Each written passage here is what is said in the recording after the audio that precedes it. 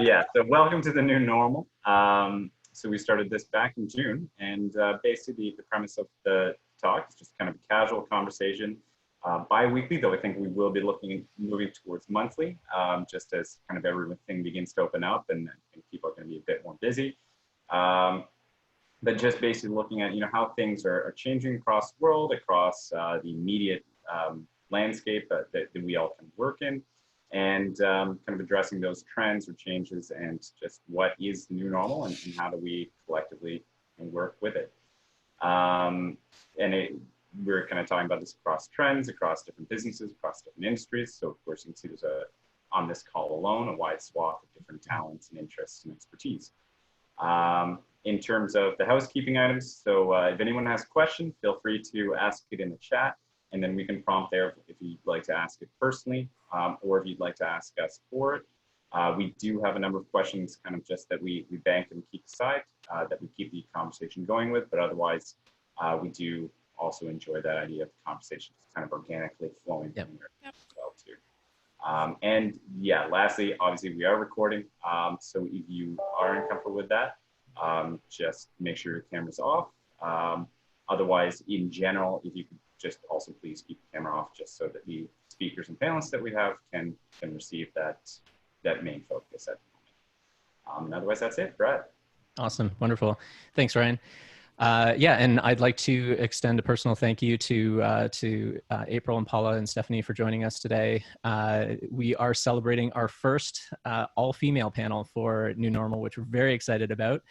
One of the mandates of the New Normal sessions is that we have that we provide diversity in perspective, in profession, culturally, just as much as we possibly can, because the whole idea here is we don't want to carry on this conversation in an echo chamber with the ready-made responses that everybody has. We want if we had, my example all the time is, if we had a panel of all realtors, everybody's going to have the same kind of industry speak and all that kind of thing. So what we're hoping to do here is to have people from widely different, mainly professional backgrounds in this case, to interject, their thoughts and their unique ideas and have that spark something in somebody else that's really interesting. So really exciting to have our first all-female panel today, but even within that, we have an incredibly diverse range of professional backgrounds, and we're very excited for that. So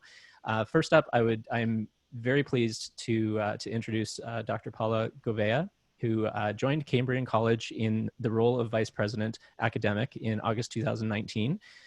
Prior to joining Cambrian, she held progressive academic positions at Seneca College and most recently at Humber College, where she served as Dean of the School of Liberal Arts and Sciences from 2009 to 2019. Fluent in 4 languages, Dr. Gouveia completed her PhD in French literature at the University of Toronto in 2013 and TESL Canada certification in 2014, which allows her to more effectively support the needs of diverse learners by supporting teaching and learning excellence. Her research interests include student self-efficacy, retention, essential skills, and student success. She recently completed a research project funded by HEQCO that looked at measuring critical thinking skills and led an action research project into increasing foundational numeracy skills funded by the Ontario Centres of Excellence and in partnership with the Toronto District School Board and Veretta Incorporated. She is also active in the community, having served as a mentor to internationally trained professionals as part of the TRIEC mentoring program and promoting student success, working with organizations like Big Brothers, Big Sisters, Toronto, and as a member of the Federation of Portuguese Canadian Businesses and Professionals. She currently serves on the board of directors for the United Way Centraid of Northeastern Ontario and the Sudbury Art Gallery. Welcome, Paula. Thank you so much for joining us today. Thank you. I'm sorry that was so long. My apologies. It's wonderful. This is everything you've worked so hard for, and we're very excited to have you here. Pleasure. Thank you very much for the invitation. Looking forward to speaking and being able to learn an awful lot from April and Stephanie as well. Thank you. Awesome. Thank you. And then April. So April Terreau is a 20-year healthcare professional. April holds herself to high standards of care, confidentiality, and compassion. She studied workplace investigation and assessment with one of Canada's leading employment law firms, Rubin Tomlinson, LLP. April's fair, analytic approach allows her to respect and explore each client's unique workplace culture. She creates calm in the midst of highly charged emotional situations. She specializes in diffusing tension and creating an environment that allows people to open up and share relevant information. April inspires trust and confidence. She handles sensitive complaints with discretion and diplomacy, giving her clients the facts they need to make informed, evidence-based decisions. She enjoys anticipating her clients' needs and providing creative solutions to troublesome problems. April also loves riding her motorcycle, Buttercup. And also just, April, what type of motorcycle is it? What kind of motorcycle? It's a BMW 2001 1200C, so the cruisers that BMW made for 5 years. So, and wow. she's yellow. She's bright yellow, hence her name. That's a Buttercup. I love it. Yep, that's my Buttercup. Awesome. Wonderful. Thank you so much for joining us, April. Thank you for this opportunity. I'm really happy to be here. Thank you. Awesome.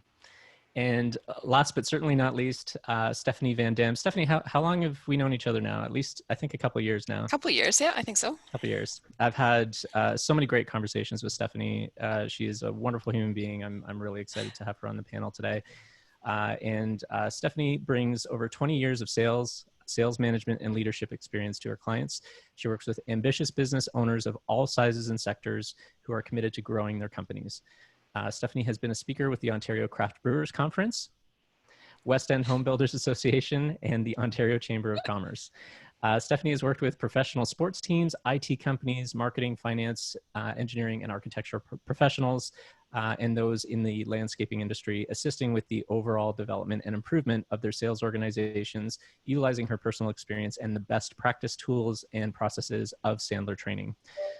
Something else that people don't know about Stephanie is that she has her scuba certification, and a long time ago she was in the cadet program, where during her first cadet summer camp was able to meet the Lieutenant Governor Lincoln Alexander, which is exciting. Thank you so much, Stephanie, for joining us today. I really appreciate it, and we're looking forward to the conversation. Yeah, thanks again for the invitation. Appreciate it. Absolutely. All right, Ryan, do you want to kick us off? Sure, yeah. Just change the windows here. So the first kind of questions that we have, they just kind of almost softballish just to try and get the conversation started. But I think it's really just essentially what are the changes that you're seeing? So what are the immediate macro changes most businesses or industries will have to embrace post COVID situation? And of these immediate changes, which will benefit businesses to sustain long term?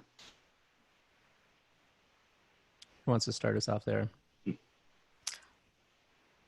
going to put you on the spot, Stephanie, because I feel like you have a really interesting, well, you and April actually, but you have an interesting perspective because you deal with a lot of wide-ranging industries. So I think it would be interesting to hear your thoughts on that. Yeah, for sure. Thanks, Brad. So I'm going to kind of go back a little bit and sort of say that what I noticed first was that in any company, regardless of what's going on, when they are encountering some sort of stress like what's going on right now, is that we all respond in sort of a general 3 different groups. Some might call this fight, flight, or freeze. Some people call this this 20-60-20, but generally there's the 20-60-20 is easier to kind of get a picture of, and that's 20% of businesses or individuals are going to look at a situation and say, what do I need to do to get through this? And they will action items quite quickly. They find they'll just change really quickly and action things fast, both feet in, the whole thing. The other 20% of that group are going to do not find change very easy to make, are going to do whatever they can to sort of ride this through. So sort of like the turtle, the ostrich sort of thing, bury my head and hope that things are going to be okay on the other end. The other group of about 60% of people are going to say, you know what, I know I probably should do something. There's something I can be doing. I'm just not sure how or what that could look like. So when we all entered into this situation, I'm sure we could, looking back, can you believe 5 months now, that you could probably see some responses. There are probably a few examples of people you could say that were part of that 20, 60, or 20. And now based on some of those reactions, we're now seeing some of the consequences of those reactions. There are some people of that 60% who are now saying, okay, what do I need to do now? You know, there's some businesses that I can think of we were talking about food and restaurants earlier in Stony Creek. I can think of a local business who pivoted quite quickly from their restaurant business into selling their food frozen. And so they were able to still sustain, they're staying around. They made some good business decisions early on in their career, but that was one of the big pivots. And now— What business was that? It was Ronnie's Chicken. Oh, okay. Great. Ronnie's Restaurant. Yeah. Yeah. So they, fantastic place, by the way, if you haven't gone, if I could shout out Ronnie right now, but he, so I know that he pivoted quite quickly to taking his chicken and making it frozen packs of 6. And you bought that, and he showed how he was doing it, you know, disinfected the whole thing. And so there are a lot of businesses that were able to pivot very well. That word, I think, is going to come up a bit in this conversation. But anyway, that's the long-term. It's what can you do now, given the situation that you're in? And that's the businesses that are able to respond quickly to that and effectively and just make a decision are the ones that seem to be responding best. And at least I'm going to say staying around at the moment. Yeah. And you had said earlier that 60% maybe they're in a position right now where you know time has passed and they're starting to figure things out and get their bearings and start to make those changes, right? So that sort of 20-60-20 is sort of an evolving, rolling concept, right? Well, exactly. And some people are discovering, like, prior to COVID, numbers for a lot of businesses were pretty okay. We were doing well. And so when revenue and sales are good, when the business is doing well, gaps in the business from a personnel point of view can be hidden very easily or ignored very easily. And so when you now have a slowdown, those gaps, you don't just see them, they're actually magnified. They're actually exponentially worse. When you had a bad manager, before you could say, oh, well, their sales are good, it's fine. You know, I can just ignore that personality, that whatever flaw, and we'll get there. Or I'll get to this thing when we're quiet, but then we're never quiet. So if they're a bad salesperson, if they had poor sales skills, it was okay to hide them because they were pulling in numbers. And now when they don't have the numbers, you learn that, you know, oh shoot, now I might need to invest in training, in personnel stuff. And I'm sure April has some conversation about how to, you know, responses from people who now are coming to light that weren't before. And sometimes that takes a few months, right, for that to show up. I think that's a great kickoff. And I'd love to dive into what are some of the flaws that each of you have seen that have really been magnified over the last little while, and how you've seen people handle them.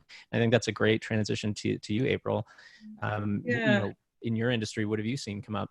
So in investigating harassment and sexual harassment, discrimination, that kind of thing, I have a lot of concerns about going back after COVID, if you know, the new normal, whatever that is, because it just feels like a boiling pot ready to explode for a whole bunch of reasons. One, what Stephanie was talking about with the stress responses. Everybody deals with stress differently. We have had an extraordinary amount of stress for a long period of time.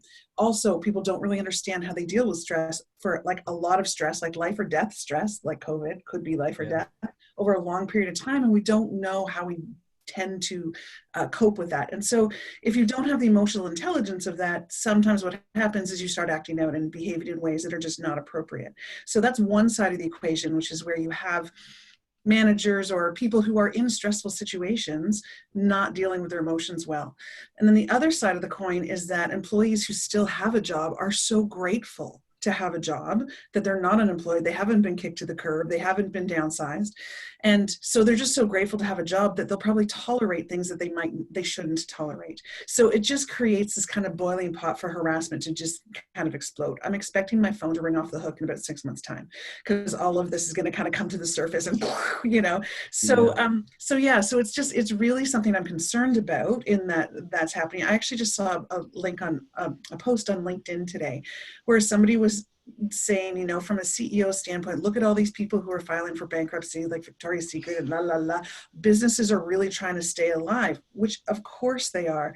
And then the next thing they say is, so, you know, leave your little complaints aside and just, you know, get to work and get things done and understand that your employer is under a lot of stress. And I'm like, Yeah.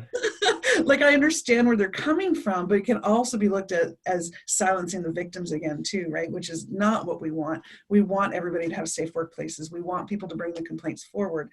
So yeah, so it's definitely a concern that I see, and I'm seeing a lot of it. And the other thing that a lot of people in my industry are seeing is online bullying, which is really of a concern, because not only are we working from home, but the online bullying usually happens one-on-one in a chat room or something like that, and the person's all alone, like they're alone, like the victim is all alone at home, so they don't have the water cooler where they can kind of disperse it. They don't have the validation from other people. So, you know, one of the first effects of bullying is feeling like it's all my fault, right? So that's one of the first things that happen, is it must be me. So I'm worried about all these people at home being bullied online, one-on-one, nobody sees it, and they think there's something wrong with themselves. It adds more to the stress, et cetera, et cetera. So again, not a safe work. So lots of concerns in my world, and people aren't focusing on it right now because they're focusing on survival, and I completely get it. The problem is if they take the eye off, their eye off of it, it could lead to lawsuits later on, which So we have a decent number of people in this session right now who are business owners or business managers. Mm-hmm. So going back to that conversation about you know, you're having employees who are, you know, quote unquote sucking it up, or, you know, dealing with it, or that kind of thing. Like what kinds of things as a manager or an employer should you be doing to be proactive, to reach out and make sure that that they have an opportunity to be heard, B, you're able to pick up on maybe subtle signs and that kind of thing to open up that conversation? It's a wonderful question. I think one of the first things employers need to do is to revisit the harassment policies, bring in people to do harassment training, like bring it to the front of mind again. And, you know, maybe even bringing it to the forefront in emotional intelligence, because that's a big realm of training right now, is emotional intelligence. So people can be really responsible for A, their stress levels, B, their reactions to their stress levels, and then make more appropriate decisions in the workplace. So trying to be preventative in that way. So really bringing it to the forefront, and also really focusing on creating a culture of it's okay to act, it's okay to come forward, it's okay to come forward with your complaint. And the most important thing is, if anybody does come forward with a complaint, really hear them, like really take it seriously. It's really difficult for somebody to come forward with a complaint. It has taken them so much courage to be able to come forward to get to that place. They're going to try to downplay it. Really hear them. So really take the time, hear them. And then by law, you have to do an investigation. Whether that's internal or external is up to you. I highly recommend external investigations because, you know, third party, independent, unbiased, like the Human Rights Tribunal is saying, please hire third-party independent investigators. It just makes everything so much better.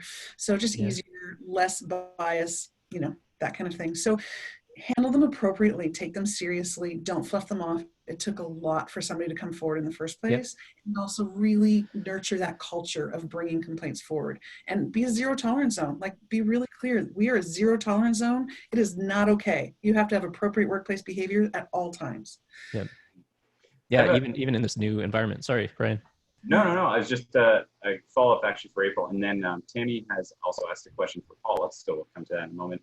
But just actually, April, so glass half full, on the other side, do you feel that maybe this period has also opened up a certain amount of maybe more empathetic response or vulnerability, where you do see, you know, the potential explosion of inbox emails 6 months from now, but you also see maybe better relating and kind of that empathical relationship back and forth? I'm hoping so. The glass half full approach too. I'm also seeing a lot of people being really, just getting really clear on what they do and don't want in life. Like, this has been a really wonderful time of reflection. And what I am hearing is a lot of people saying, I'm not going to tolerate this anymore. This is just not okay. Like, it's just not okay. And so there are people saying, I'm going to stand up for what I need and what's better for me. So yay, like, we want more of that, because we want people to come forward and really in the world of harassment, people like think it's good guys against bad guys. It's not at all. What it is people are just completely unaware of what's appropriate and what's not appropriate. They just don't know. Or they have the culture of, well, I had to suck it up, so why don't you just suck it up, right? Like, I have to tolerate being asked out, or I have to tolerate this, I have to tolerate, why is it okay for you? Like, why? Like, so it's just, there's that kind of culture that's kind of yeah. So I really think people are educating themselves more and hopefully coming forward more so that we can really deal with it. Right. Yeah.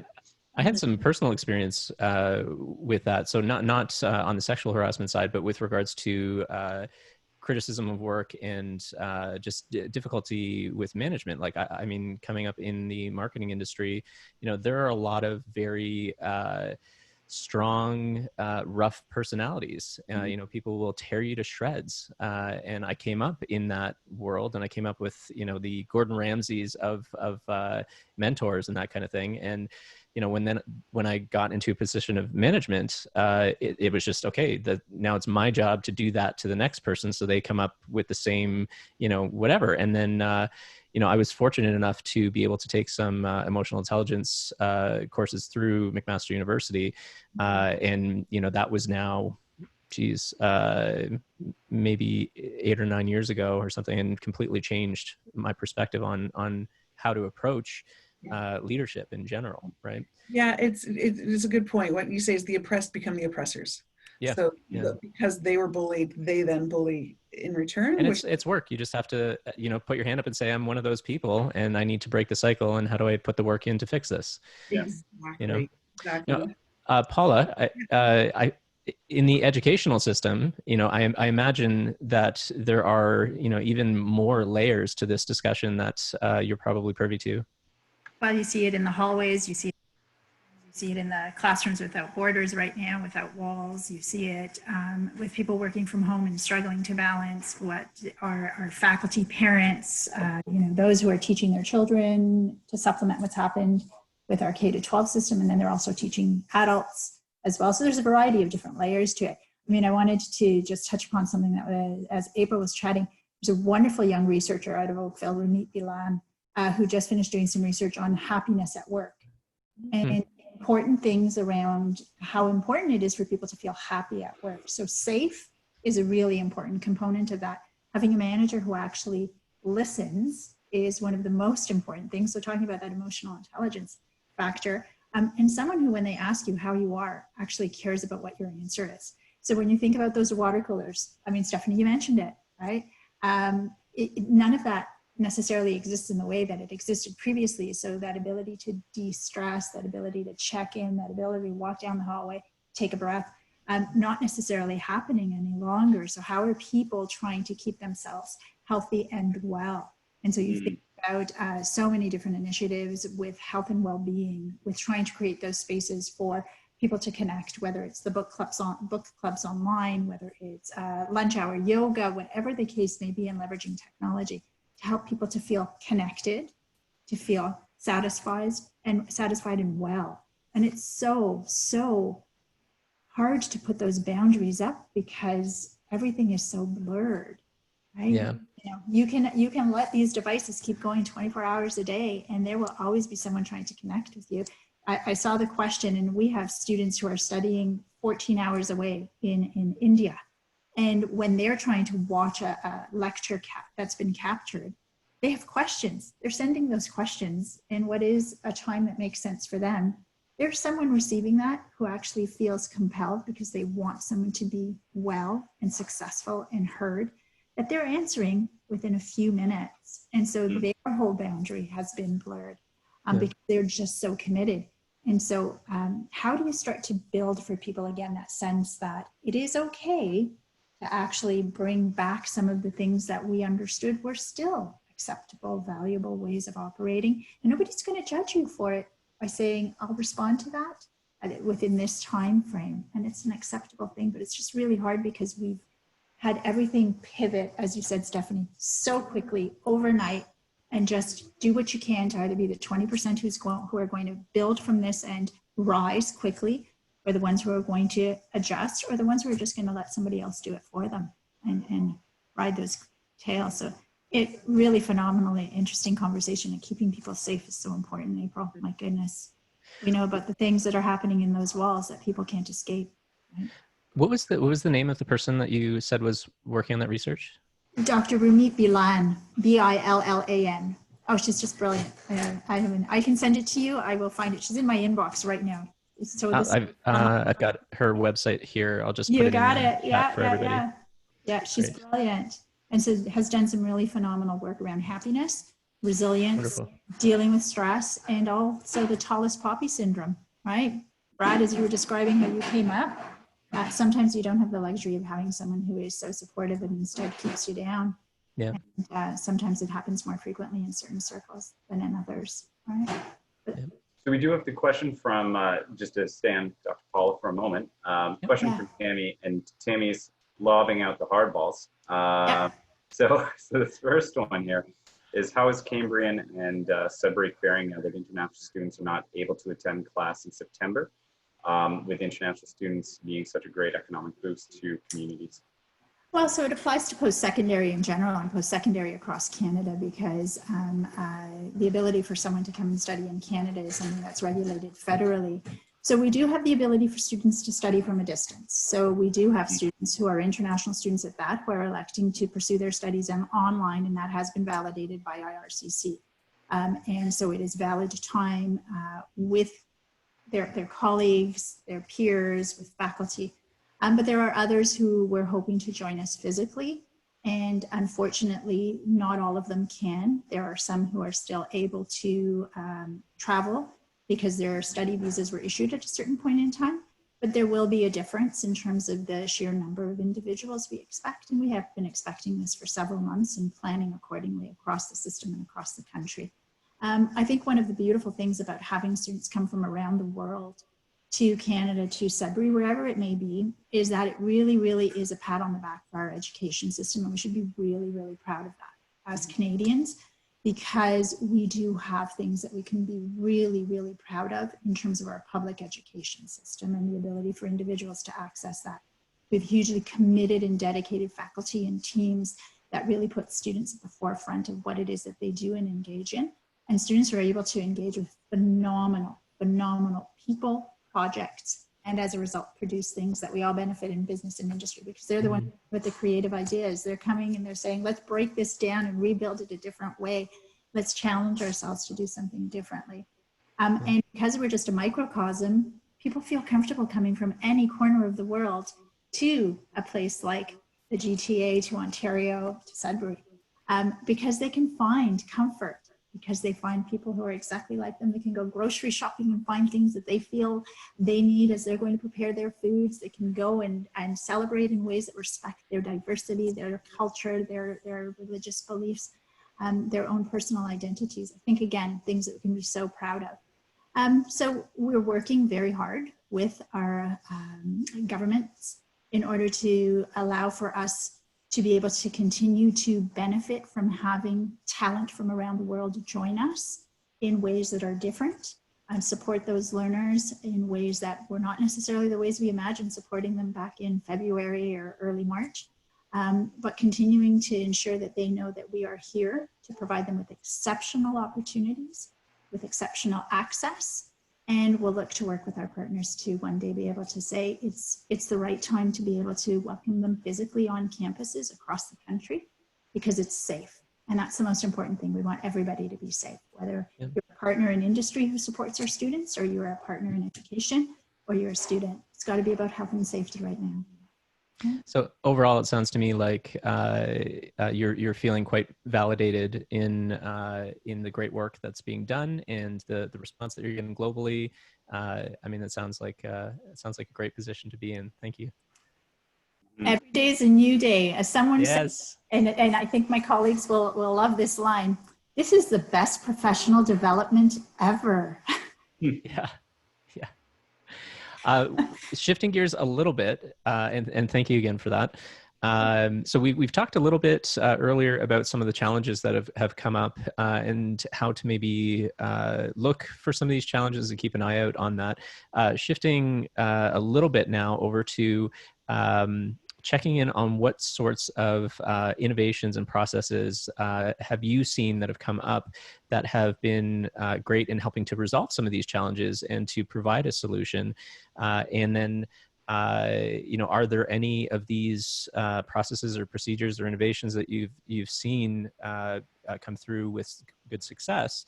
And what kind of challenges have you seen from them? And maybe Stephanie, if you want to kick us off with that one. Sure. So from my perspective, because who I work with are sort of sales, or not sort of, but salespeople and owners or sales leaders. So what I see most often, and then of course, as somebody who facilitates learning, similar to Paula, it's how do I facilitate learning in a now completely virtual environment? Although for a few of my my clients, they were like, I have clients that are from other parts of Ontario, so they were already in a virtual learning environment anyway, so this is no different to them. It's just the local people that had to make a bit of a shift. But then how do my sales leaders and how do my salespeople still facilitate a process and relationship building in a virtual environment? So there's been a necessary change in how they do that. So first was that we noticed that one of the biggest challenges was that the time that it took to connect with a client or a prospect has increased significantly. So whether I don't have their cell phone number, they're not at the office, so how do I get in touch with them now? And they're all getting emails, and so the communication piece has taken longer. People have now had moments they've had, like I said, different ways of relationship building, and whether that's with your team itself or with a client. So segmenting your clients, we do this in a way called CARE, with the acronym CARE, K-A-R-E. Who are the clients? And you may want to do this with your team as well, and some people have been forced to do this, but who are the people that you want to keep? Who are the people you want to attain, or how do you want to build your client roster or staff roster? Who do you want to recapture? So businesses and clients that you might have worked with in the past that you want to connect with again. And then who do you want to expand with? So some of the people, there may be, at the end of you segmenting into those 4 people, there may be a lone wolf over here who you might want to kick out of your sales or staff pipeline. But let's hope not. Let's hope you didn't hire a bad person. That never happens. Of course. Of course. So so once you've done that segmentation, how are you then going to interact with those people? And so and this does not need to cost a lot of money, but for some people it can, if you've got that, if you used to take people out for lunch or go for coffee with people, maybe you now use a food delivery service and send them coffee or lunch. You do that, and now you connect in the virtual environment while you're both having a meal or having your coffee and muffin or whatever it is. I know of people who have, like, owners of businesses who have sent their teams and the families pizza for dinner on a Friday night, just as a thank you. And I just think, oh my gosh, like, what did that cost? Like $30 for a pizza? For some businesses, like, I can hand you $30, or I can give you your family of 3 or 4. I don't know what pizza costs for a family of 4 anymore. That could be $50 or $60. But still, you get my point. Yeah. And then, but could that also work? There are a lot of businesses where the front office is not there, but the manufacturing plant or some of the proverbial worker bees are still there. So can you send them pizza lunch? Can you send them coffee donuts? Can you send somebody a handwritten note? That doesn't cost very much at all. But that means the world. Nobody sends a handwritten note. So the value right now are in a lot of inefficiencies of working. We're talking about emails. How can we get things done quicker? But when you get a handwritten note anymore, people are like, whoa, this is a big deal. Can you send a promotional item? So just a little trinket to somebody, just as a reminder along with that card. What else am I doing? Oh, dinners. I know that some of the chambers have done this where they're still doing their award nights, and then they send out with the ticket, they're sending out a meal that you make at home, which includes a local brewery or a local winery, whatever, to showcase people in the neighborhood.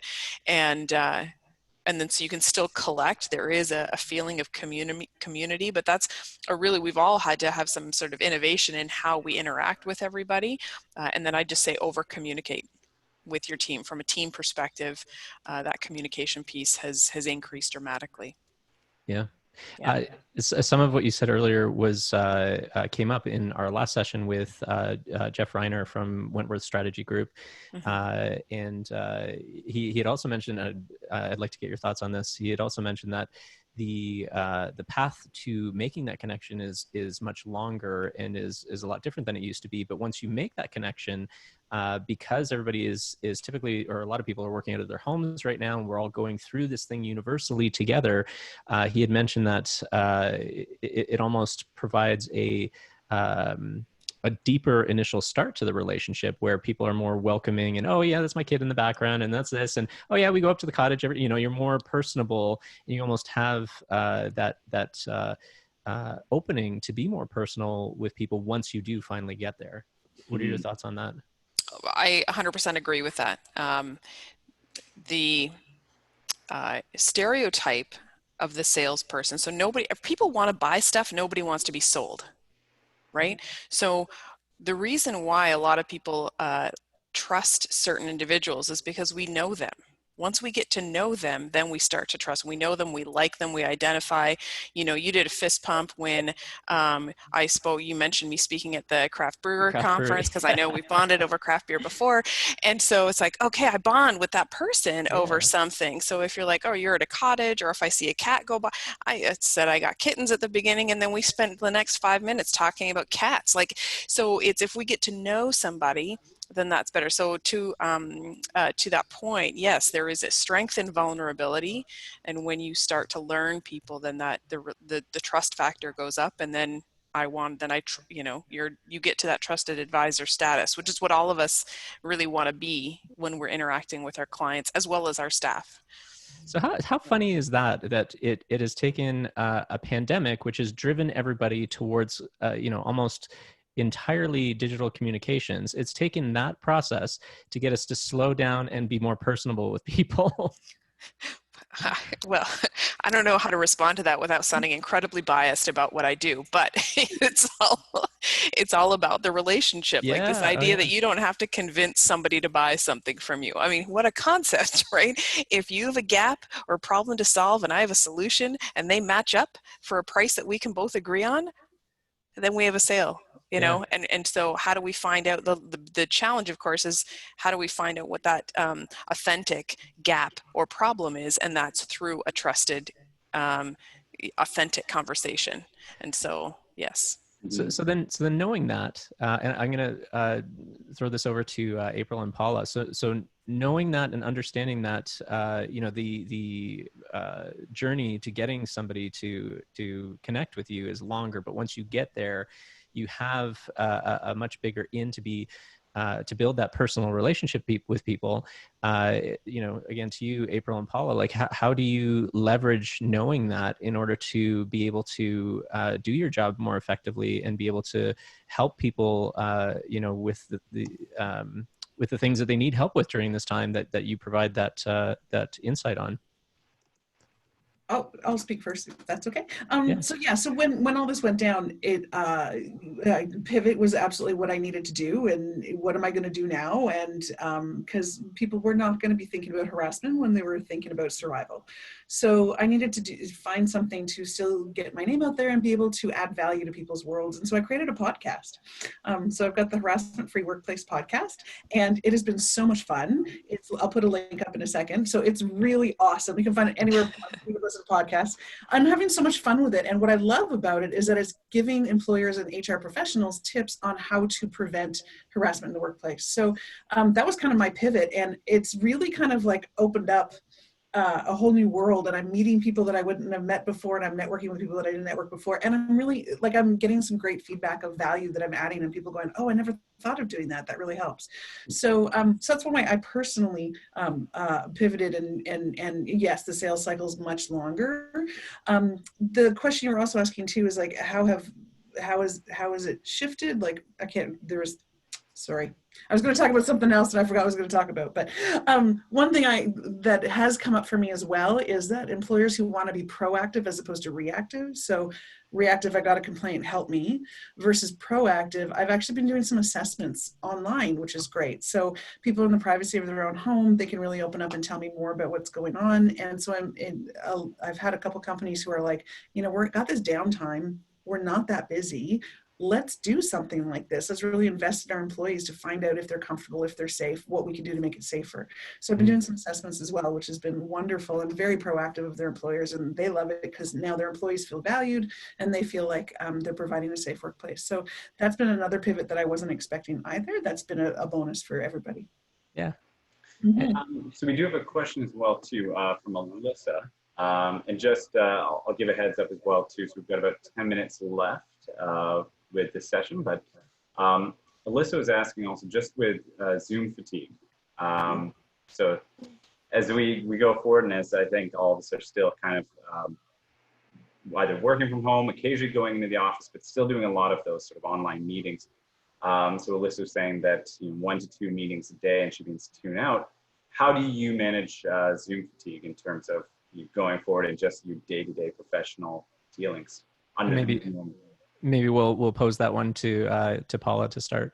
Yeah. Oh my, it's true. There's research that does show this. The sustained eye contact is actually quite fatiguing, and that's part of the problem because you are looking people consistently in the eye. And when we talk in person, we don't do that. We look around, and so it does cause an awful lot of fatigue. I've actually started to call in to the call-in option every once in a while because it helps to take away that sustained eye contact. It's not because I'm multitasking, but rather it's that change up that helps. Stephanie, you referenced the never-ending email inbox. And I can't tell you how I've been amazed at the minutes on my cell phone and the number of minutes that have been increasing and increasing and increasing because of electing to call someone versus emailing them now, because it will avoid the back and forth. And that is actually something I've been thrilled with doing because it's, again, that more personal communication, that idle chit chat at the beginning with a single individual. So I strongly, strongly encourage you to try calling in to a meeting. Absolutely take your video down, but let people know why you're taking your video down. So one thing that I hear from faculty is they teach to a screen of just black squares because the video is down and they can't get that feedback from students. But there are times where we all can just say, just everybody videos down for a bit, just so people can just relax that concentration and take a pause. And we keep forgetting to give ourselves breaks during meetings. When you have a 2-hour or 3-hour meeting, well, there was a bio break, there was a this break, there was a that break, I go grab a coffee break, go do this, we'll come back. We don't tend to do that any longer. Again, the boundaries seem to be different because we're not in meeting rooms, we're in potentially our home offices. But there's nothing wrong with making that suggestion to say, can we introduce a break at about an hour, just again to compose ourselves, get up, stretch a wee little bit, and then come back to it refreshed. And some of those just standard things that we've done in the past can easily be reintroduced, even though we're using technology. And I've seen many, many faculty actually do that with students. We're all gonna get off for 5 minutes, come back on, because that'll just give us time to reconnect for the next wee bit. But we don't encourage doing 3-hour Zoom sessions because it's just too long. Yeah. I want to hear myself for 3 hours. Who wants to hear? I love that. That's the first, in all the conversations that we've had through this series and that I've personally had with other people. That's the first time that's come across, and I think it's a really interesting perspective to think that even just because the technology exists and we could be doing this doesn't mean it's always the healthy choice. And in fact, it could be a hindrance or it could be impeding your overall health. So I love that. I'm going to take that with me. I think it's also interesting for me anyway, my classes that used to be, let's say 2 hours in an in-person are now maybe 1.25, rarely over 1.5.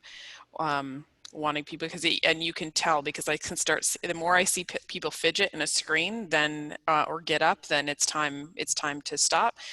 The other part that I see is that I feel like a lot of people are afraid to eat or drink on a screen. Not me. Yeah, well, me either, but I see, yes, everybody take their water break, Everybody right? take a drink, yeah. But I find it's interesting in that when we have some of our meetings, if somebody had come in and was in our in-person training room, they would have no problem having a coffee and taking a sip of their coffee in the training room. Do I ever see anybody take a sip of coffee while I'm in a training? They don't. Like, they're not, to do this process of taking a sip is something that I just, it's an anecdotal observation. I have zero research behind that.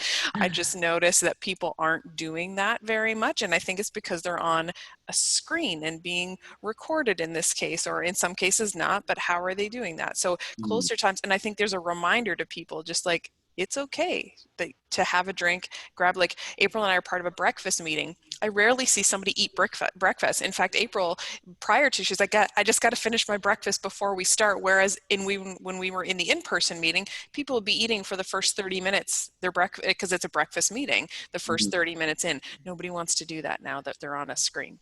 That's interesting. Yeah. It's funny. The only time I feel, so I was talking about my 20-year-old mug from my old design company. Can't even see it anymore.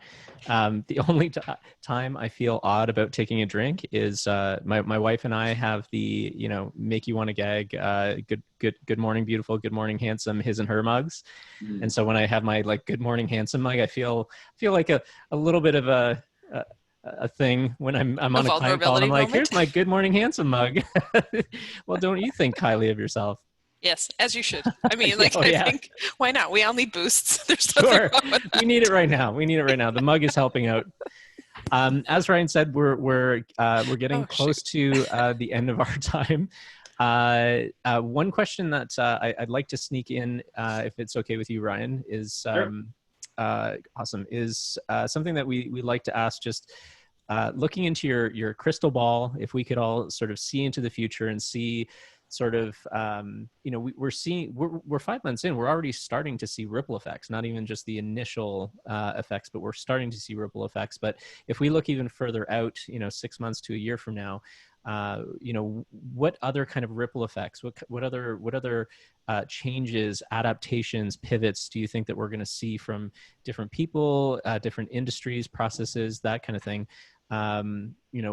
What do you think is going to happen from here? It's a great question, Brad. Is that to me first? Are you looking at me there? I can't really tell. Whoever's got the courage to jump into that one. I'll start. And I don't know. And I was going to say maybe Paula's, because of some trends that are happening. It's a great question. From a trend perspective, I have no idea. What I would like to do, and I feel is to say, and I've had this idea for about a week, but is to say, what happened after World War II? Like, what industries happened, resurged or surged after World War II? And then what is their equivalent in 2020? Yep. That's my idea. I haven't done it. I suppose all of you can take it, but if you do, I would like some acknowledgement and a royalty. Oh, you know what, Stephanie, the recording stopped just before you said that. So, but there's that perspective. The other thing is, I'd say, who are the people that you admire in business? Who do you know is doing well right now? And seek out their knowledge, their even on Instagram, like social media, whoever is in a spot that's doing well right now and you admire, find out what they're doing and research that. I think that's just from my perspective, from a mental health, family perspective. I feel like April and Paula could probably speak more to the ripple effects of those, but that's where I'd say for me, from a business and sales perspective, what that's going to look like. That's good advice. Yeah. I hope that people really, I'm just seeing the big difference between what I see as Canada and the US and the way we've dealt with COVID. And I really feel Canada's really coming together and really we're caring about each other more. And I'm going to put my mask on to protect you. So I really hope that kind of carries over and that we all create that world of how can I take care of you? How can I help you out more than I'm just going to protect me and my freedoms are at risk and la la la. So I'm really hoping that carries forward and that's something that's really learned and grown and nurtured learned throughout this. And, you know, I've got the eternal optimist in my brain all the time who always speaks those things. And I really hope that people really take advantage of, there's new opportunities that are going to present themselves. I love your idea, Stephanie. I might steal it. Just joking. But I really Not love really. there's new opportunities. And I really think it's a new world can be born. Like, we can really create companies that come from a good place of integrity, a good place of good, strong values. And if you're going to rebuild again, build from the ground up with that good, let's take care of each other at the foundation and build from there. That's my Yeah, we all hope. have the opportunity to rewrite the blueprint, right? Exactly. Yeah. So let's make this a good lesson, not a necessarily nasty lesson. So Yeah. Mhm. Dr. Gouveia. Gee, I can't write a prescription. It does nothing for me, my mother said. You know, I love that you mentioned with care and concern, April, and the importance and how we are standing out in the way in which we're responding to COVID. You know, I think that's the most important thing, that we continue to think about the ways in which we can care for each other. And the trends that we're seeing that we're trying to model into education are around the ways that we can keep each other safe, because people aren't necessarily going to be inclined to come into this public space any longer in the same way. So the call-ins before you come in, the how can I seek a diagnosis potentially? Where does AI come into helping us to answer some questions quickly that we don't necessarily need to be in front of someone? Where is the contact list going to evolve? Because it's going to continue to evolve. Simulations, where simulations can help us to train individuals and to answer research questions that need answering quicker. So all of that is going to continue. It's started. I think we're going to see it's going to be heightened as a result, because it may help us to answer things faster, train people sooner. And I think for our own selves, something that this has taught me and that it's taught so many of my colleagues is we are always learning. And you think about what you had to learn to do your own pivoting. We are just going to continue to keep upskilling, reskilling, and learning. So how do you take advantage of the LinkedIn learning opportunities that exist, badging opportunities, training opportunities, professional development? We will be thrust into the position of learners for the rest of our lives, and in digital ways, because it can actually cater to a larger group of people. There will be premiums for when it's not necessarily in the digital way, I suspect, but we'll be able to have choice, and the flexibility and the privilege of choice is truly a privilege. But we will have the talent because we are Canada and we care about each other first and foremost. So we'll see some of those trends continue on, and people willing to have the conversation as you've done today, Brad and team, which is phenomenal, to bring individuals together to just share best practices and stories. Well, you know, and it's, you know, we're so, you know, Ryan and I mean, we just get to reach out to people that, you know, we have respect for and that we appreciate. And we just get to invite everybody together to have these wonderful conversations. And, you know, we certainly benefit from it a tremendous amount ourselves, which is probably the primary reason why we do it in the first place. But we hope that, you know, for yourselves as well, coming on and having the opportunity to speak with each other, that you get to walk away with something as well. I know that anybody that comes on to participate gets something also. This was an incredibly positive and insightful conversation. This was great. You know, we're talking about something that is very challenging and you know, in a lot of ways is dark and difficult. And you know, every single ounce of what you all talked about was you know, how do we find the positive in this? How do we reframe this? How do we find a new perspective? You know, maybe technology is a great answer, but maybe not all the time. You know, maybe this is a good time to build more interpersonal relationships. Maybe we should be asking more questions to figure out where people are at. And I think that's all really insightful. And again, thank you so much. I really appreciate everything. Yeah. Yeah. Thank you guys for the opportunity. It's been a great conversation, and great to meet you, Wonderful. Paula. Oh, it's a pleasure meeting you, Yes. Stephanie, April. Brad, Ryan, thank you so much. And thank you to those who joined us this afternoon. Yeah. Learned so much. I'm going to go take out all my cards that I've kept for years, the ones that were handwritten. Yeah. Keep them. You keep them, Stephanie. Thank you for Yeah. me. Oh, you're welcome. Yeah, it's they're take a minute to write, but I love getting them. So I'm like, I just feel like everybody feels the same way. Yeah. I was a midwife for 10 years, and every, like, the last visit I would get handwritten notes, and I've got them all in a safe box, and they're my keepsakes of, you know, they're all handwritten, and they're like from the heart, so they mean so much. So yeah. I will mention as well that CoMotion has been gracious enough to take the recordings of these and format them and for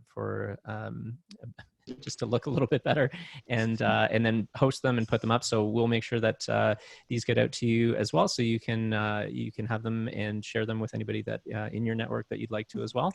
Yeah. Thanks. Other than that, Ryan, do you have any other closing remarks? No, this has been a really great conversation today. Thank you everyone for joining, and thank you very much to April, Paula, and Stephanie for your insights. Thank you. Yeah, absolutely. Thank you. Okay. Have a great day, everybody. Yes. Have a take great care. day. Have a wonderful afternoon. Thanks. You too. Okay.